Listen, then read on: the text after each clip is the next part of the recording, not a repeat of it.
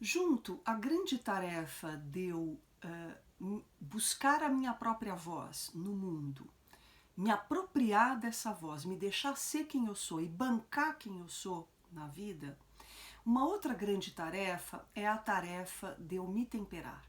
Essa é uma tarefa muito delicada, de vida inteira, exige atenção constante, vigília constante. Então é uma tarefa diária, muito delicada, porque é fácil se destemperar. Normalmente se fala em equilíbrio. Eu, particularmente, eu não faço uma associação legal com essa ideia de equilíbrio, né? Quando eu penso em equilíbrio, ou eu ouço essa palavra equilíbrio, eu associo aquelas orientações que dão quando a gente está andando em corda bamba ou que a gente quer se equilibrar numa tábua sobre uma esfera. E aí a orientação qual que é? Mira num ponto fixo, fixa o teu olhar ali nesse ponto para você encontrar estabilidade naquela superfície instável, né? Então essa ideia que eu faço de equilíbrio como um ponto fixo, estável, que uma vez que a gente encontre, uau, encontrei o equilíbrio, né? Então, olha, você tem que achar o seu equilíbrio. Para mim é como o Papai Noel e Coelhinho da Páscoa. Assim, não existe, isso não é real, né? Eu gosto mais da ideia, da imagem do tempero, talvez até por cozinhar, né? Por gostar de cozinhar. Eu sei que tempero, não existe receita para tempero. Você nunca vê uma receita assim, olha, 3 folhinhas de alecrim, 2 gramas de curry, 3 ramos de tomilho. Você não escuta isso. Você escuta uma pitada de sal, tempere a gosto, né? A pitada minha de pimenta do reino vai ser diferente da tua, né? E mais, vai ser diferente da minha própria hoje, da pitada de amanhã, né? Então, a ideia de tempero, ela traz essa é a realidade muito concreta, que é a de dosar, ajustar, tem um refinamento, tem uma coisa sutil, um movimento sutil que se precisa fazer, porque uma vez que você erra na pitada, você destempera a comida, ou falta tempero na comida, né? Então, eu gosto muito da ideia da construção do tempero. Temperar é algo que a gente constrói dia a dia, né? Porque num dia eu tô mais pro salgado, ou eu tô mais pro dulçor, ou eu tô precisando mais de acidez, né? Então, tem essa ideia do ajuste constante, da dosagem constante e da construção constante. Então, me agrada muito mais falar em tempero do que em equilíbrio. Essa ideia de vida equilibrada, plena, não entra nessa, porque você vai se sentir frustrado, vai achar que tem algo de errado com você. E não é que simplesmente não existe essa possibilidade, né? Bom, então tempero é construção, essa é uma tarefa diária, constante, e como a gente viu no vídeo passado, alguns movimentos de tempero são importantes para eu poder me almar e me deixar ser quem eu sou.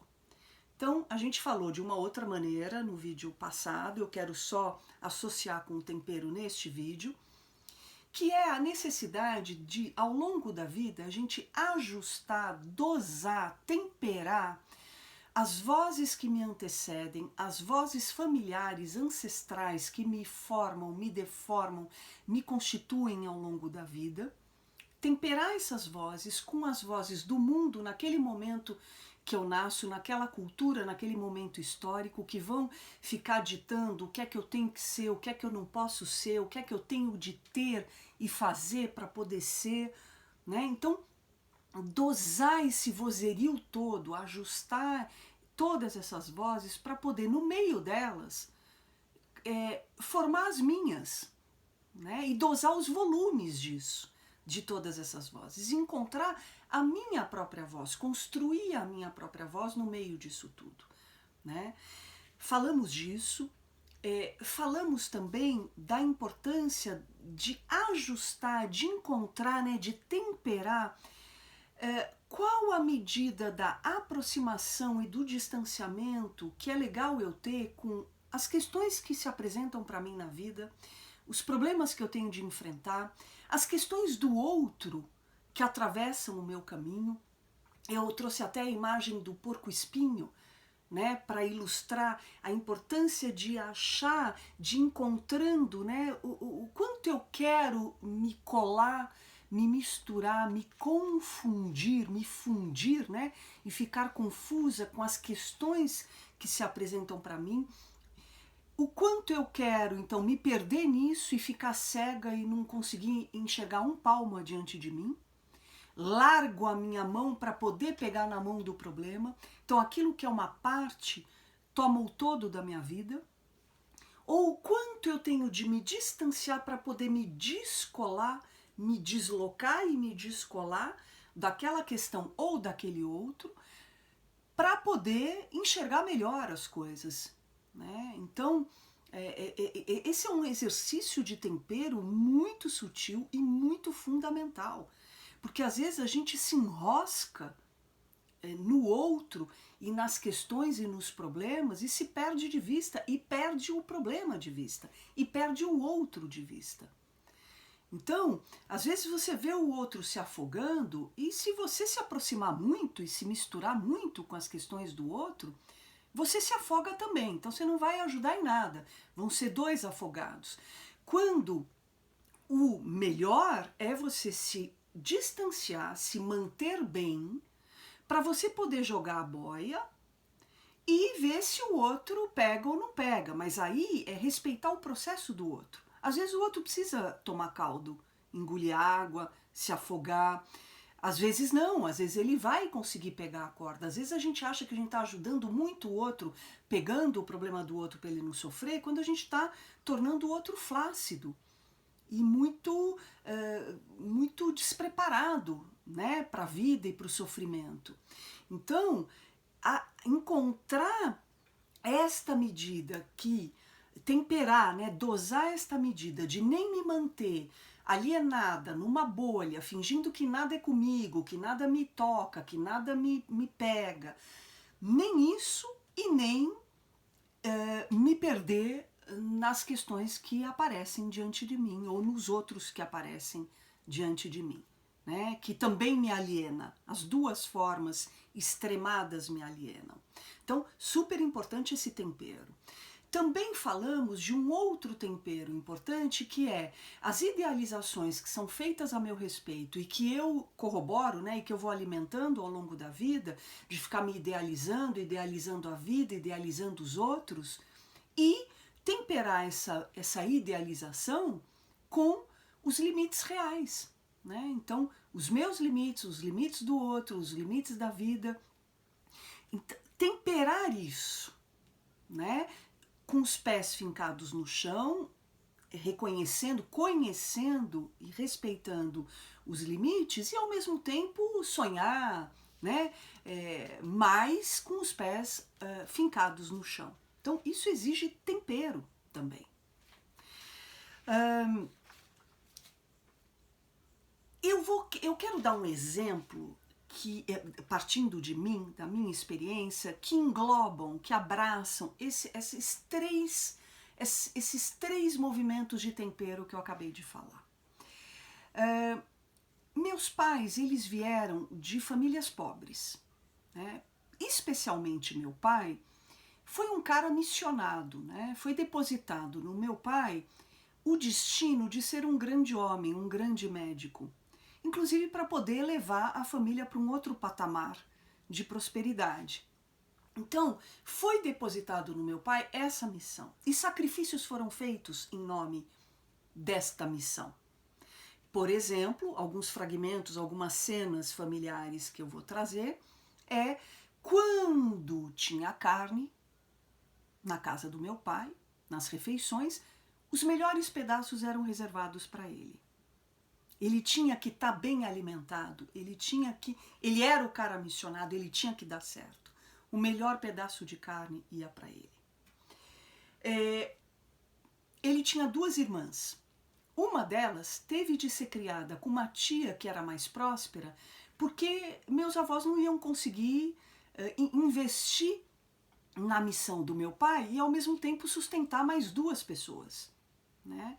Então, uma das filhas foi afastada, viveu longe dos pais e dos irmãos. Então, assim, sacrifícios foram feitos na família original dele, em nome dessa missão. Sacrifícios foram feitos na família que ele construiu, na qual eu me insiro, né?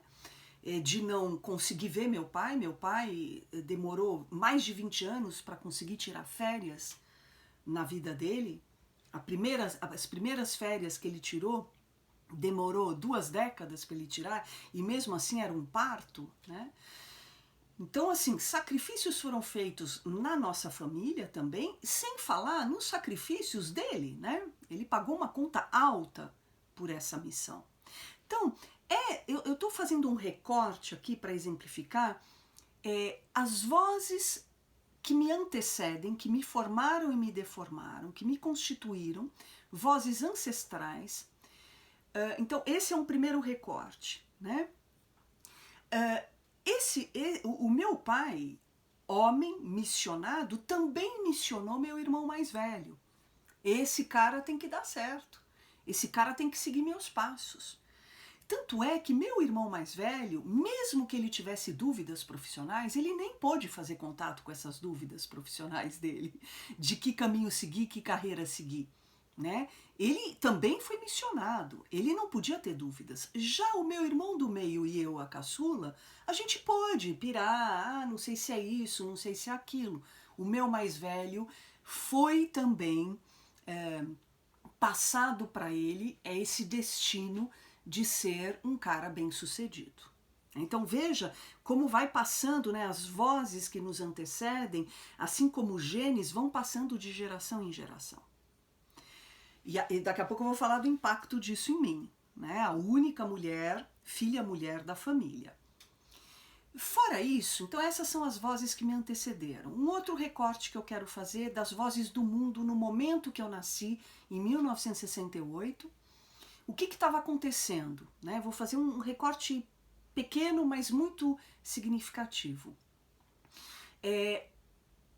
Eu estava em 1968, nessa época, estava se havendo uma transição, já vinha acontecendo uma transição de um lema muito arraigado de por trás de um grande homem existe uma grande mulher, ou seja, as mulheres ficam atrás, né? Não é nem ao lado e nem na frente, é atrás dos homens. Então, por trás de um grande homem sempre tem uma mulher. Ela nunca está exposta, recebendo os louros, brilhando no palco. Ela está atrás, servindo e suportando este grande homem. Então, tinha esse paradigma, né? Essa moral machista, e ao mesmo tempo, em 1970, o divórcio acontecendo, as mulheres queimando sutiãs, a pílula, o anticoncepcional entrando na parada. Então, uma transição de uma mulher atrás dos homens para uma mulher assumindo, no mínimo, a lateralidade do homem, no mínimo acompanhando o homem passo a passo, ou então assumindo a dianteira, né? A mulher na frente. Então, eu nasço neste período com esta moral machista em transição. E eu, a única filha mulher, a única mulher ali, fora minha mãe, que era ainda pertencente, né, que estava também nesse meio, mas com muito tatuada pelo lema da mulher atrás do homem, né?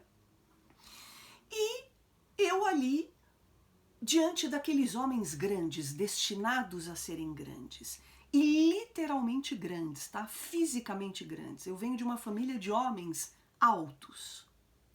Então, outras cenas que eu quero trazer aqui para você entender como que é importante o tempero disso tudo e o impacto disso tudo na vida de uma pessoa. Algumas cenas que marcaram a minha constituição. Como meu pai era muito grande, era muito alto, para eu andar ao lado dele, para eu poder estar ao lado dele, então olha que simbólico, não era atrás, eu queria estar ao lado dele, eu tinha que correr.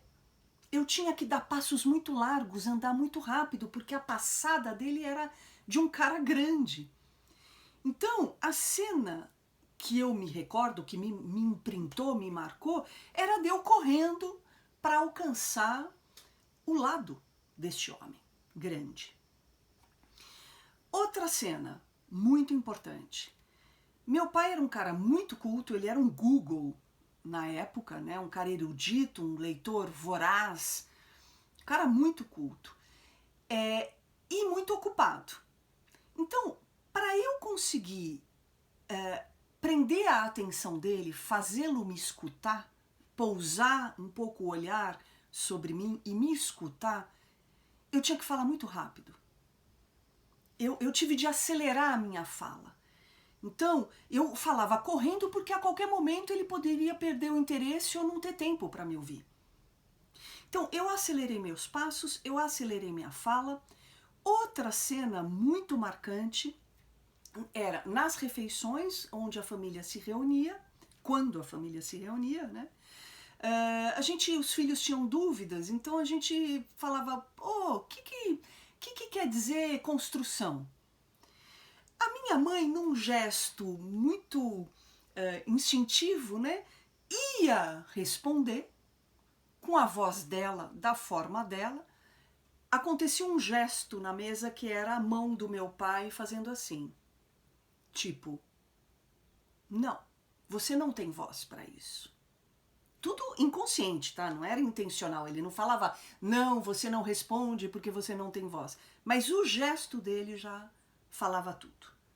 Então ele fazia assim para minha mãe, levantava, ia pegar as enciclopédias e os dicionários, trazia para a mesa para poder ler o que significava aquilo que a gente estava perguntando. Então ele desautorizava, ele tirava a autoria, a voz da minha mãe, mas tirava dele também. Ele também não se autorizava a usar a própria voz para dizer do jeito dele o que era a construção. Né? Então, era uma desautorização, era um ambiente de desautorizações generalizadas. Esse era o lugar que eu habitei durante muito tempo, muitos anos, e que me formou e que me deformou. Né?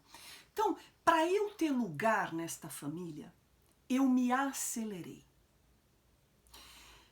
Para performar, para ser produtiva, eficiente, para ser alguém, eu me acelerei.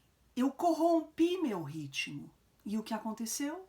Adoeci a minha tireoide, que é a glândula por excelência do ritmo corpóreo. A glândula é a maestra do ritmo do corpo. Eu adoeci essa minha glândula e desenvolvi hipertireoidismo. O hipertireoidico, ele é acelerado. Tem até a tendência de o olho ficar muito aberto, né? O olho sair para fora da órbita, ficar saltado, né? O olho saltado. O hipertireoidico, ele é hiperacelerado. Eu desenvolvi isso. Até que, aos 41 anos, então 41 anos me acelerando, eu tive um problema no meu útero e tive de tirar o meu útero. Eu ainda vou fazer um vídeo, um ou mais, sobre doenças. Esse é um tema que me fascina. Eu trabalhei durante uma década com pessoas doentes, então aprendi muito sobre saúde e doença, e eu mesma, durante muito tempo, adoeci em vários momentos da minha vida, então eu carrego muitos aprendizados em relação a adoecimento, a sintomatização, né? Então, um dia eu vou fazer vídeos sobre isso, para falar sobre como a gente, que gritos de alma são as doenças, o que que as doenças gritam através do corpo. Mas enfim, voltando lá, aos 41 anos eu tive um problema no útero e tive de tirar meu útero. E a recomendação médica era, Patrícia, 1 mês de cama. 1 mês de cama, com movimentos suaves e delicados. Depois de 1 mês, você pode andar no apartamento, mas muito devagar. E depois, cumprido esse 1 mês, você pode começar a dar uma volta no quarteirão e depois vida normal. 1 mês desta forma, né? Bom, eu experimentei, pela primeira vez na minha vida, eu experimentei um ritmo mais lento, tudo mais lento. Que delícia que foi aquilo. Eu nunca experimentei, até então nunca tinha experimentado, uma sensação maravilhosa de encaixe. Eu me senti encaixada em mim. Falei, gente, que maravilha que é ser mais lenta. Que delícia que é esse ritmo. Eu me senti viva, muito viva. E olha que louco, eu estava tirando o meu útero, eu não poderia mais procriar, né, gerar vida, mas eu renasci naquele momento. Foi lindo esse processo. Eu entendi, ali eu pude entender como eu estava reagindo, reproduzindo e reagindo a todas as vozes que me formaram e me deformaram, né? E aí, essa é uma tarefa minha de vida toda, é eu sempre estar atenta ao meu ritmo, a necessidade de temperar meu ritmo. Então, quando eu acelero demais, eu já vejo pela minha respiração, puta, tô acelerada, menos, calma, estabiliza mais a respiração, né? Então, é algo que eu já percebo, se eu tô andando mais largo, a mais do que eu posso, puxa, pera, olha, eu tô violando de novo o meu ritmo, né? Então essa é uma tarefa de vida toda para mim. Da mesma forma a minha coluna, né, que quando eu violo, né, o tempero do porco-espinho e pego demais pesos do outro e das questões que se apresentam na minha vida, a minha coluna já geme. Opa, peso demais aqui, alivia a carga, tá demais, né? Então, o tempo todo, esse é um bom exemplo, né? Um bom exemplo de como é importante ajustar as vozes que nos antecedem, familiares, ancestrais, com as vozes do mundo naquele momento que a gente nasce e que tem aquela moral ditando tudo, né? Temperar isso, temperar a proximidade e o distanciamento nosso com as questões que aparecem pra gente na nossa vida por meio dos outros que aparecem pra gente com as questões deles, a idealização que eu faço de mim, as expectativas que eu entendo que o mundo tem sobre mim com as minhas limitações. Então, fazer esse tempero, ajustar isso, é uma tarefa de vida toda. Por isso que eu quis trazer esse exemplo, porque eu acho que ele abraça bem todos esses desafios que todos nós temos ao longo da vida, né? Agora, tem um detalhe que é uma pegadinha do tempero, desta grande tarefa que é o me temperar. Tem uma pegadinha, tem uma armadilha, algo muito importante, que é um conceito da física e da química que se chama homeostase. O que é homeostase? É a busca por equilíbrio. O nosso organismo, qualquer sistema, tá? Sistema fisiológico, né? Então, o nosso organismo, que é composto por vários elementos, como um sistema de uma relação que envolve mais de um elemento, né? Eu, o outro, uma relação familiar, uma família é um sistema. Uma equipe, um time numa empresa, um time de um projeto é um sistema. E o nosso próprio corpo é um sistema.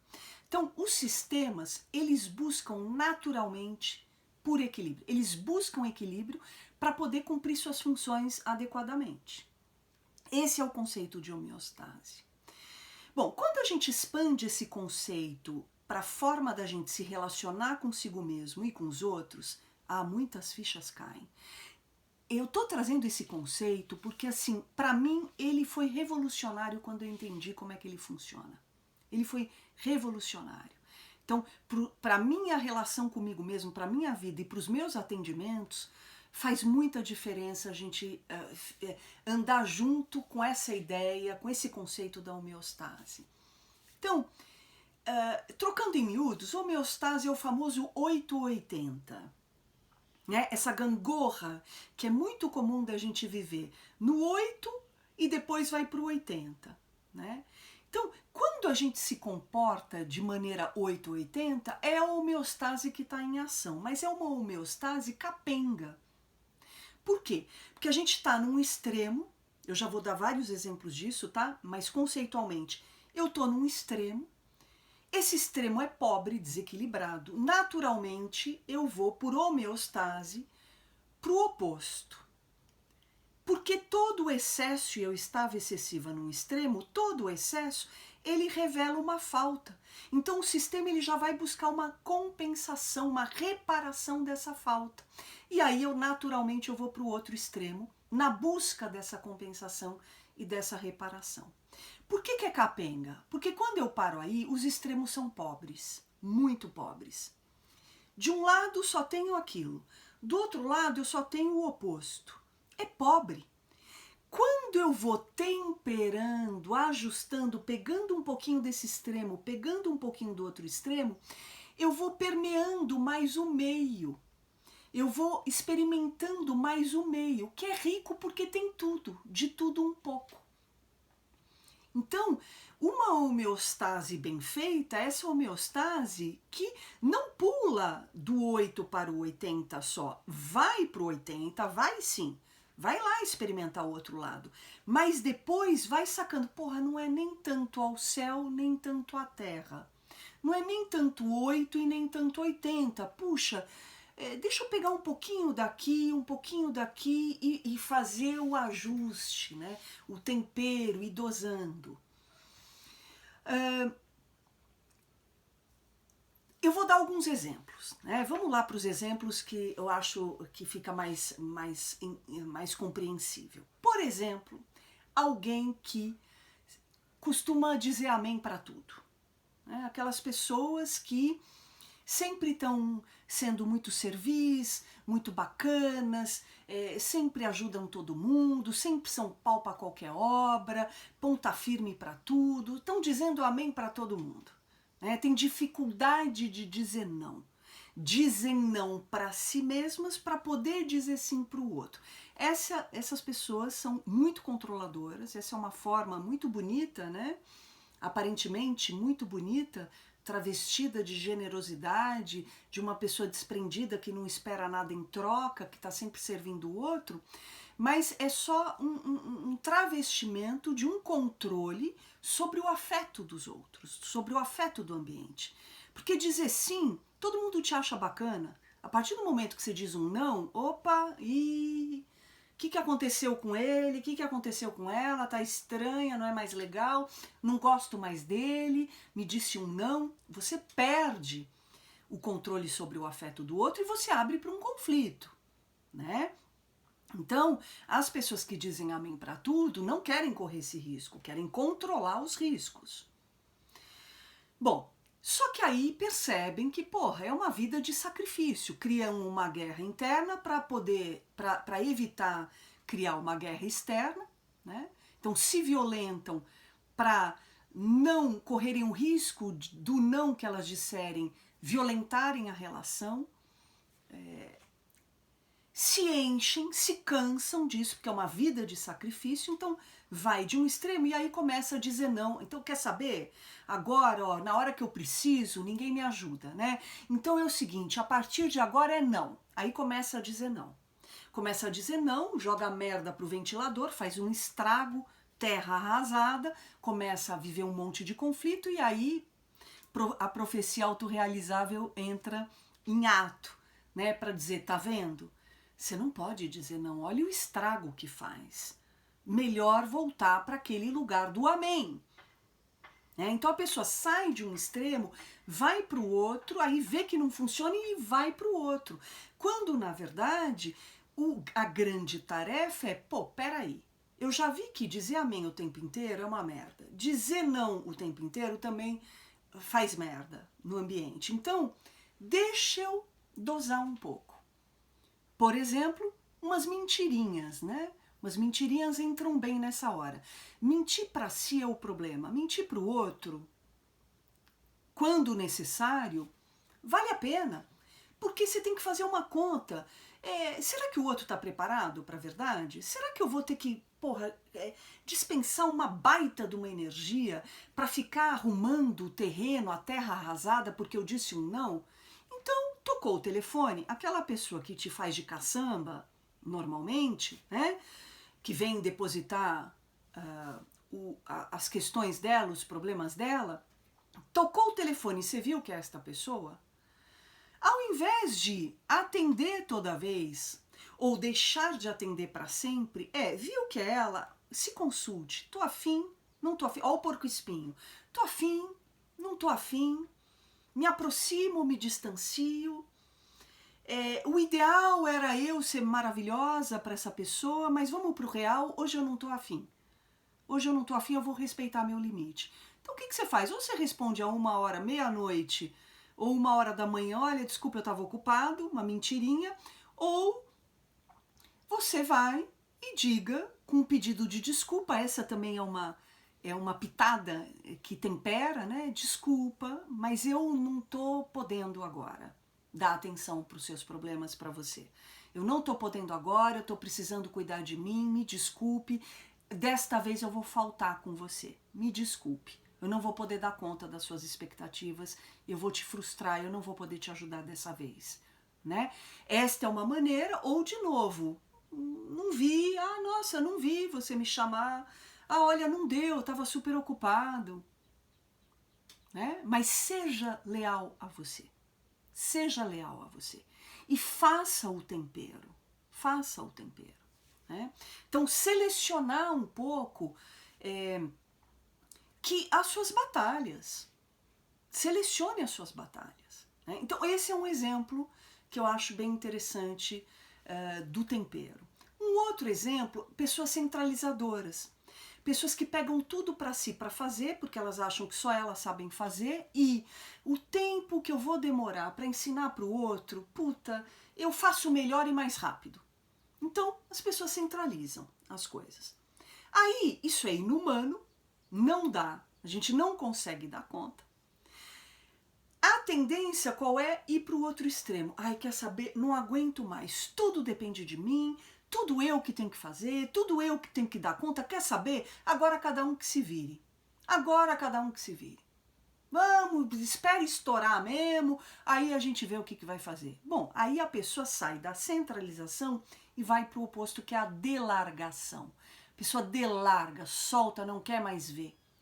Vai dar merda, necessariamente vai dar merda. Aí o que acontece? Tá vendo? A profecia autorrealizável. Tá vendo? Tá vendo como eu tenho que fazer tudo? Tá vendo como não dá para confiar nos outros? Aí a pessoa pega tudo de novo, centraliza tudo de novo e fica nessa gangorra, né? Quando o tempero, que é a grande tarefa, que não é fadinha e achou, não é aquele ponto de equilíbrio fixo, estável, é uma busca constante, é uma construção aí constante, o caminho do meio, qual que é? É a delegação. Então, puxa, eu vou potencializar mais o outro, vou investir, não vou perder tempo, eu vou investir tempo formando o outro, ensinando o outro, porque aí depois é acompanhar, é fazer o acompanhamento. Então eu potencializo ele, sobra mais tempo e energia para mim, então eu começo a também me potencializar, porque quando eu pego tudo, eu não dou conta, né? Então eu também fico despotencializado, e aí várias outras ferramentas que existem aí para se delegar, para se acompanhar aquilo que o controlador, o centralizador tem medo de deixar na mão do outro. Então esse também é um outro exemplo de 880 e o tempero aí super necessário, né? Um outro exemplo também muito comum é aquelas pessoas que adiam, empurram com a barriga, a famosa procrastinação, a postergação, né? Então vão empurrando com a barriga, ai, não tô afim de arrumar aquele armário, ah, não tô afim de arrumar aquilo, e vai socando, vai socando as roupas, aquela putazona, chega uma hora, dá a louca no procrastinador. Não, então agora eu vou pegar domingo, e é domingo, a pessoa ainda escolhe domingo, que é um dia de crise que assola toda a humanidade, né? Todo mundo de alguma maneira, não todo mundo, mas uma grande maioria sente crises ao domingo, pois a pessoa, o procrastinador, escolhe o domingo para então, aí baixa o tarado, né, que vai, quer pegar todos os guarda-roupas ou o guarda-roupa inteiro que tá aquela puta zona para arrumar num único dia. Bom, o que vai acontecer? Profecia autorrealizável. Que porre, nunca mais eu quero saber, agora só daqui 6 anos que eu quero olhar para um armário. E aí volta a procrastinar, porque armário é algo que a gente tem que organizar todo dia, né? Exige manutenção. Mas o procrastinador, ele faz isso com tudo, com qualquer tarefa. Ele vai empurrando, dá preguiça, preguiça é excesso de energia não canalizada, não é falta de energia, é excesso de energia que a pessoa não usa. Vejam lá meu vídeo A Síndrome do Everest, que tem muito a ver com isso, com esse exemplo que eu estou trazendo aqui. Então, a pessoa fica com preguiça, né? Não usa energia, vai procrastinando, chega uma hora da louca, vai, a tara, a violentação, se estupra fazendo tudo. Aí que acontece? Solta, procrastina mais não sei quanto tempo a história. Quando, na verdade, primeiro não vai no domingo. Pelo amor de Deus, não vai fazer no domingo nada que seja violentador. Não vai fazer no domingo e não vai fazer de uma vez só, num tiro só, né? Vai, faz uma parte do armário, faz primeiro os casacos, depois você faz as calças. Aí no outro dia você pega uma noite, uma tarde, abre uma garrafa de vinho, ou põe um som legal e vai lá e arruma 2 gavetas, né? Essa é uma forma de tempero. Bom, e para finalizar, eu quero dar outros exemplos mais sutis, porém de grande impacto. De grande impacto. Eu quero falar da homeostase desta lei, né? Da compensação e da reparação daquilo que está excessivo.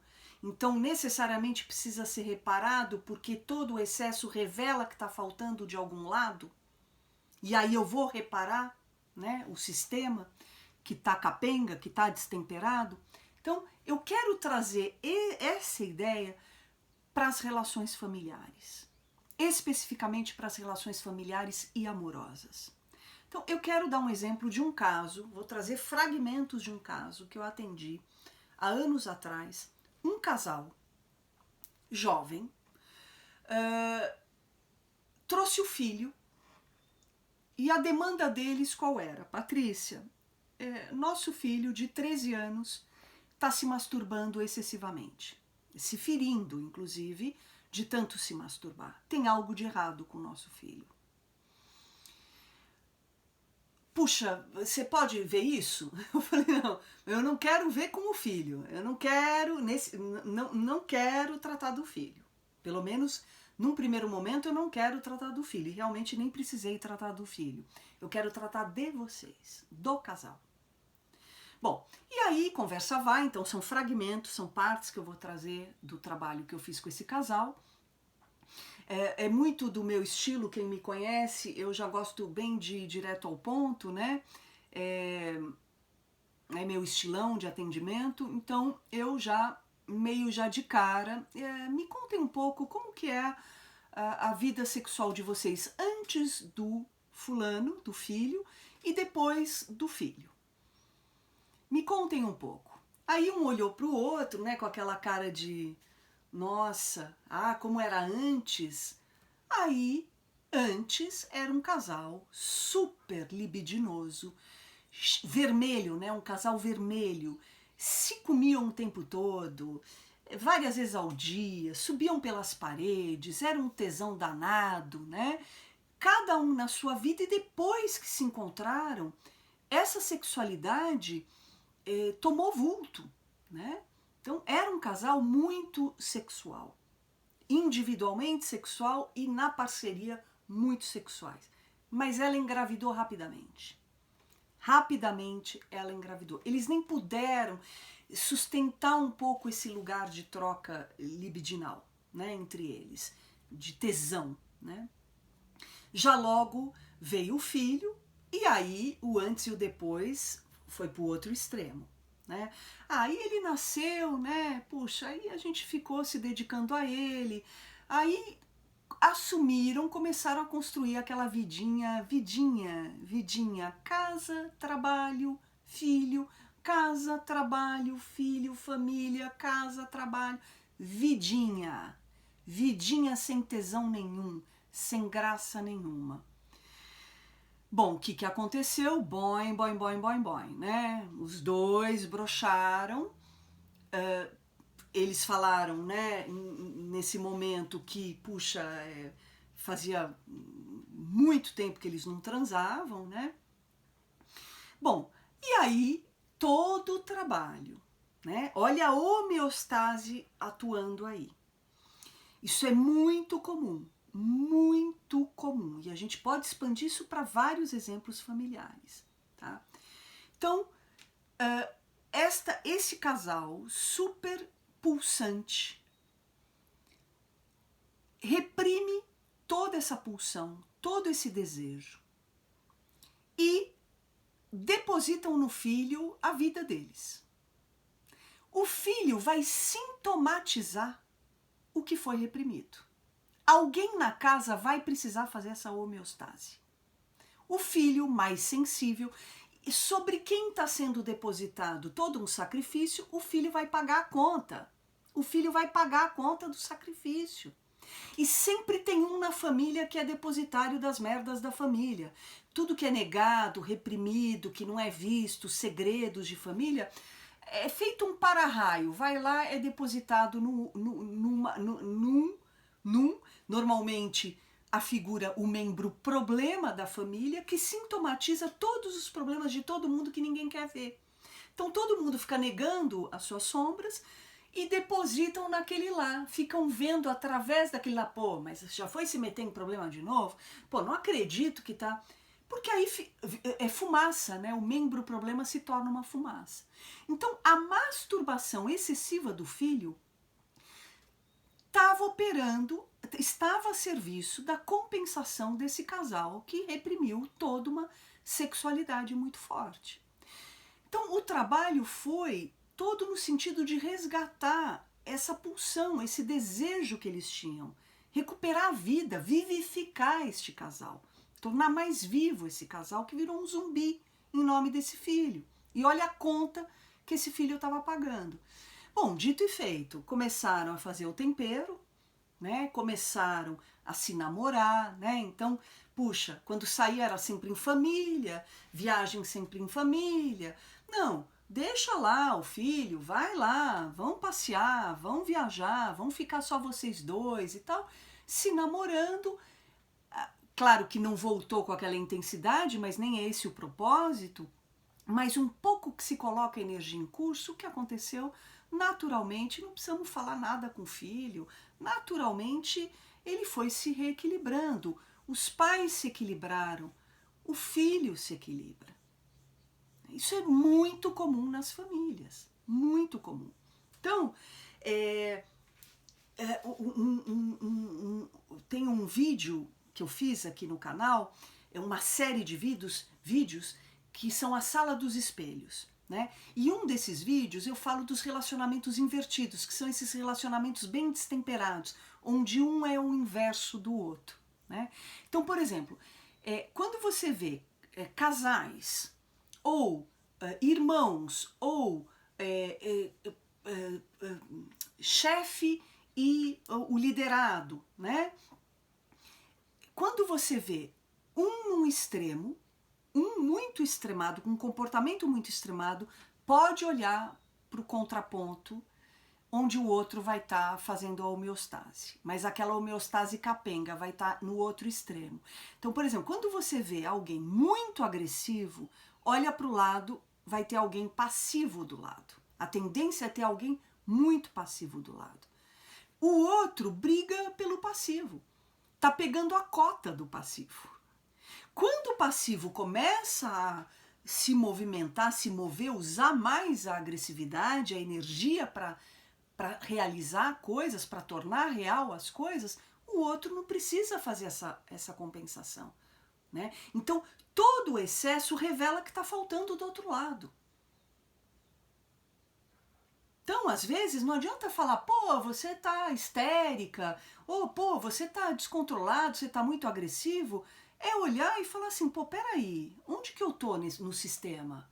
Onde que eu tô na relação? Eu tô do lado oposto? Então, provavelmente o outro tá me compensando aqui. Né? Então, é muito importante isso. E às vezes a gente pega a coisa toda pra gente, né? Ai, puta, tô muito brava, tô muito agressiva, tô muito não sei o que, quando você tá com bunda mole do lado, que também não se manifesta, engole tudo, vai lá você e faz a homeostase. Né? E aí, de novo, por isso é importante o porco-espinho, o distanciamento e a aproximação, para a gente se blindar mais de toda essa tendência de desequilíbrios dos sistemas. Né? Então, a gente se manter mais centrado até para não entrar na piração do desequilíbrio junto com o outro. Bom, então essa é a grande tarefa do tempero. Veja como é sutil, né? Veja quanta coisa que tem aí. Por isso que exige muita vigília. Não é algo que você, prestou atenção uma vez, esquece. Não, é algo que a gente tem que abraçar, tem que exercitar. É cansativo, é difícil. Particularmente eu acho bem difícil essa tarefa. Todas eu acho, mas essa eu acho, ela pessoalmente ela me exige mais, né? O tempero. Eu venho de uma família e tenho aspectos de drama, né? O meu jeito de falar, né? Essa hipertireoidica que eu falei, então a tendência é over. Então, volta e meia tem que, opa, peraí, menos, vamos ver o que está faltando, né? Vamos ver por que eu estou indo tão excessivamente para cá, porque está faltando aqui. Então, essa é uma equação matemática. Todo excesso revela uma falta. Não fica no excesso, vai entender o que é que está faltando e vai temperando, porque se você pular para o outro lado, vai ser capenga. Você vai ficar nos 8 ou 80. Bom, a próxima tarefa é uma tarefa lindíssima, que é a tarefa da gente suportar e sustentar a nossa existência, que é feita de reciclagens constantes, de inícios e términos constantes. Então é uma tarefa muito importante suportar essa existência de reciclagem no sentido de ciclo, né? De começo, meio e fim constantes. Não percam o próximo vídeo. Se vocês curtiram esse, curta, manifeste a sua curtida, compartilhe com quem você acha que pode se beneficiar. Faça seus comentários, conta aí um pouco de exemplos que você vive de destempero, de busca pelo tempero, de exercício de construção de tempero, que eu vou gostar de ouvir. Muito obrigada pela presença e até o próximo vídeo. Até lá!